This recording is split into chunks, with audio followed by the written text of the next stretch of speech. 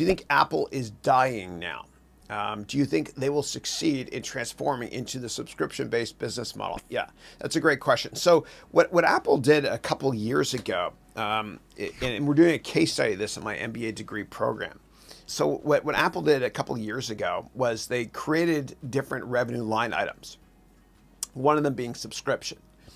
And the reason they did it is because investors absolutely love subscription business models. So for example, if you have a magazine subscription, you might not cancel it. You might get lazy like I am sometimes, and the magazines just keep coming. You subscribe to it.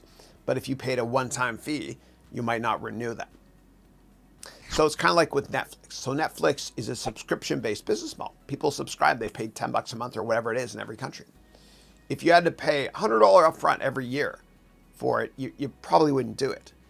But subscription business models work because people don't cancel as often. There's not as much churn with that business model. And investors love it because revenue visibility is amazing. It's incredible. In cloud computing, basically all these cloud computing companies use subscription business models like Salesforce.com, ticker CRM, et cetera.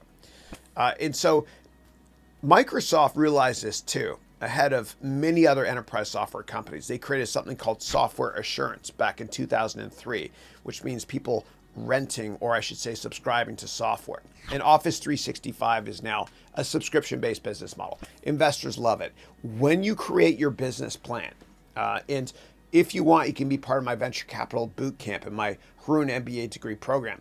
But I want you to think about subscription models because what happens is investors love it. Customers don't cancel as often. And it's just a smart way to start a company.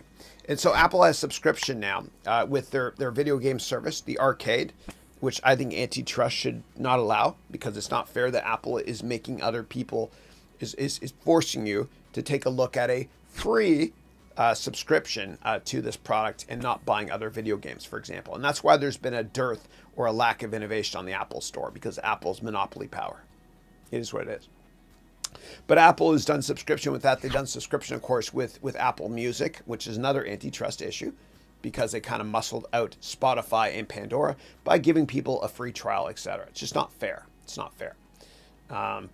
Anyway, subscription is the future. And people are, you basically subscribe to their hardware too. It's what you do. It's what I do whenever I get an iPhone because I always want to have the newest, latest, greatest because I'm a nerd.